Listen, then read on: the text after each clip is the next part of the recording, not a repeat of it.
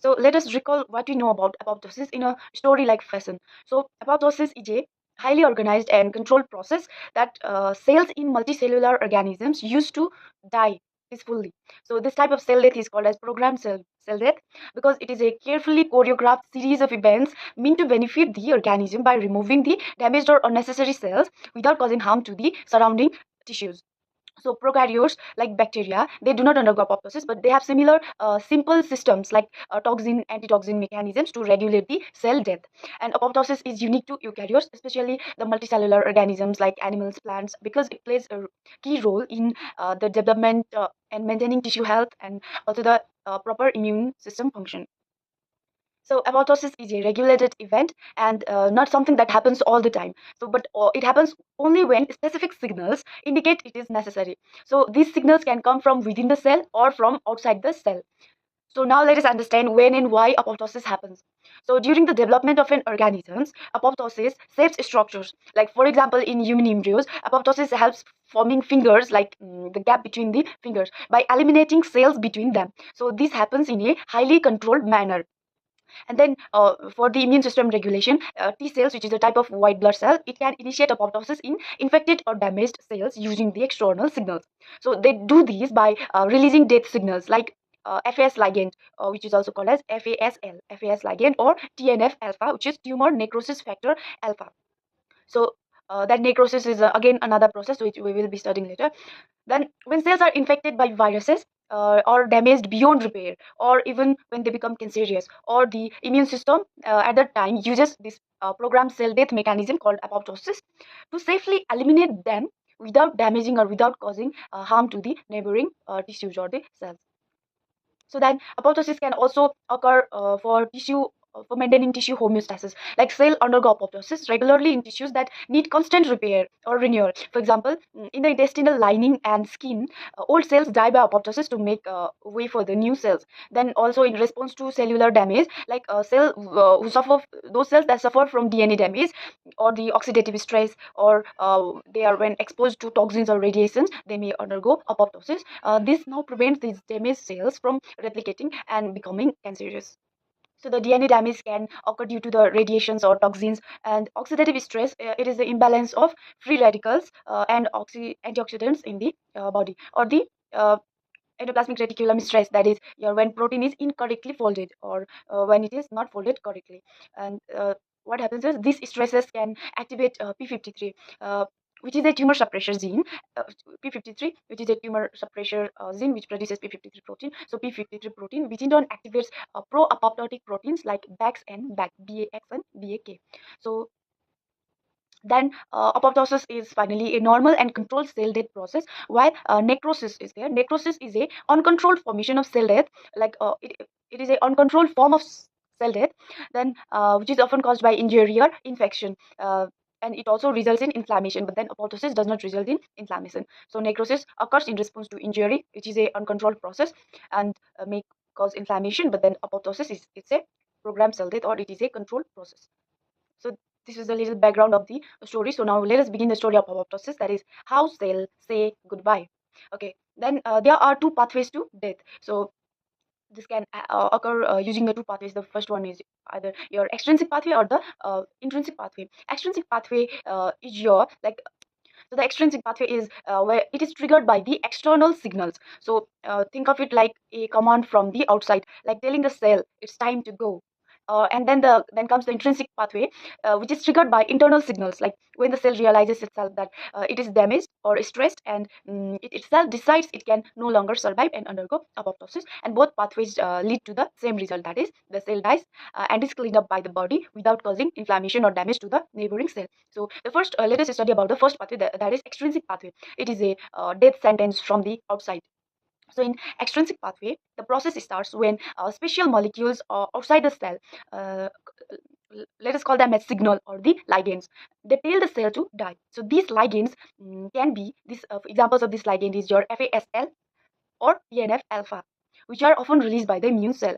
So FASL ligand is released by the FASL ligand, they are activated by the T cells when the T cell detect that the target cell, like say virus infected or the cancerous cell, is cancerous cells are needed to be eliminated. So then these T cells, they activate this FAS ligand. Then this FAS ligand, they bind to the FAS receptors which are present on the surface of the target cell, thus initiating the apoptosis cascade. Then the other ligand is your TNF alpha. So these TNF alpha are produced by macrophages and other immune cells in response to infection or inflammation or stress. And TNF alpha also bind to the TNFR1 receptors, which are also present on the surface of the target cell, also leading to the apoptosis. So what happens is these receptors go and bind to the death receptors, receptors which are present on the surface of the target cell, such as I have already told FAS receptor or TNFR1. So once the ligand attaches to the receptor, it sends a signal inside the cell that it's time to initiate death process. So inside the cell, this signal causes the formation of a large complex called the DISC complex, which is a death-inducing signaling complex. This DISC complex includes FADD. FADD is fast associated death domain protein, which helps recruiting inactive forms of caspase 8. Now, this caspase 8 is a initiator caspase 4 extrinsic pathway, which is a caspase 8 is a enzyme that will start the cell death process. Then caspase 8 is initially it is inactive, but once it becomes part of DISC, it becomes activated by cleavage. So before initiating the apoptosis or before activating this caspase, a final checking occurs at this point. So there is FLIP. FLIP is a slice-like inhibitory protein. FLIC, slice-like inhibitory protein. They step in, and this protein acts as a brake on the death signal. Like if the cell does not need to die, then this FLIP protein will prevent caspase 8 from being activated by competing for binding at the DISC. This caspase 8 needs to needs to be binded to the DISC in order to in order to get activated.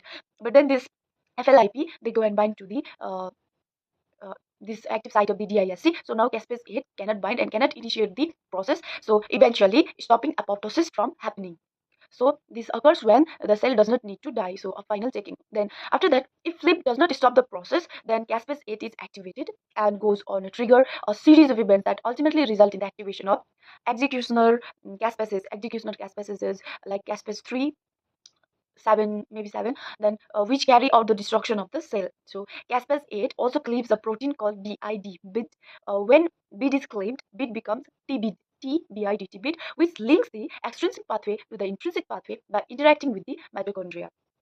So this is the overview of the extrinsic process. Now let us move to the intrinsic process. So the intrinsic pathway, it is the mitochondria sends a death signal. So intrinsic pathway, it is triggered when the cell itself recognizes that something is wrong inside. So this might happen due to the DNA damage, oxidative stress, or any other form of cellular stress. And in this case, the cell's mitochondria, which is a energy factory, they play a critical role. So there is this process called mitochondrial outer membrane permeabilization, MOMP. So when the cell is in trouble, proteins from BCL2 family, they take over. So this family includes BAX and BAK, backs and back, which are pro-apoptotic proteins. And then these proteins, they come together and form oligomers, and then they form pores in the mitochondrial membrane. They form pore in the mitochondrial membrane, which is called as MOMP, mitochondrial outer membrane permeabilization. After that, cytochrome C has to be released from the mitochondria. So through these pores, the mitochondria release cytochrome C into the cytoplasm. So normally cytochrome C is involved in like producing ATP, but then once it is released, it takes a new role in apoptosis. After that, formation of the apoptosome complex occurs. So in the cytoplasm, now there is cytochrome C. And cytochrome C now binds to a protein called APAF1. APAF1 is your apoptotic protease activating factor 1. So these two forms complex, which is known as apoptosome complex. After that, the apoptosome, they recruits caspase, that is procaspase 9, which becomes activated into caspase 9. The inactivated form is procaspase 9, which becomes activated into caspase 9, and then caspase 9 is the initiator caspase for the intrinsic pathway. For extrinsic pathway, it was caspase 8. So caspase 9 now start the process of activating the executioner caspases. So in extrinsic pathway also the initiation process has occurred, and in intrinsic pathway also the initiation processes occur. Now the final act will occur, that is the executioner caspases. They destroy the cell.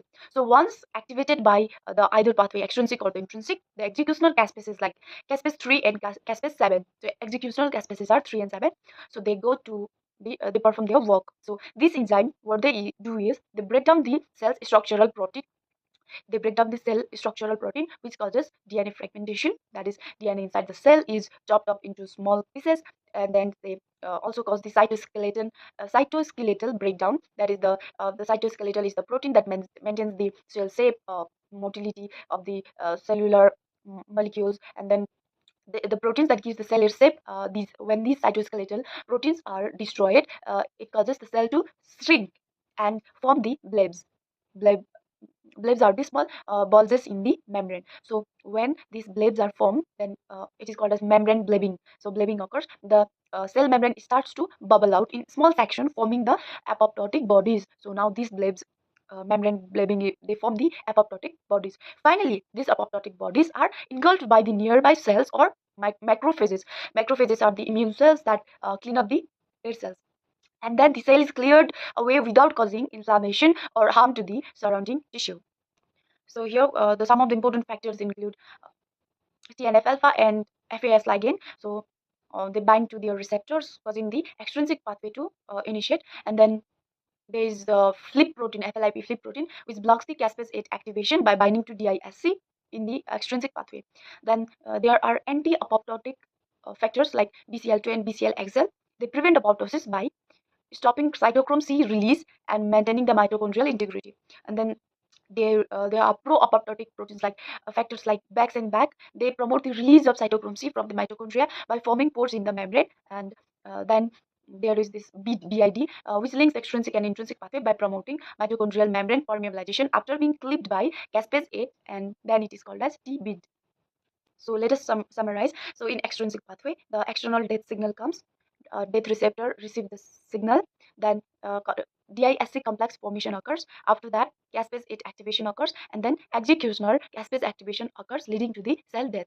Then in intrinsic pathway, the internal stress or oxidative stress or DNA damage, they occur, leading to the BAX or BAC activation, which are pro-apoptotic factors. After that, cytochrome C release occurs, because these BAX and BAC, they form the pore in the uh, mitochondrial membrane. So through that pore, the cytochrome C releases, and then apoptosome complex formation occurs, where the cytochrome C combines with APAF1. They form the apoptosome, and then the caspase 9 activation occurs.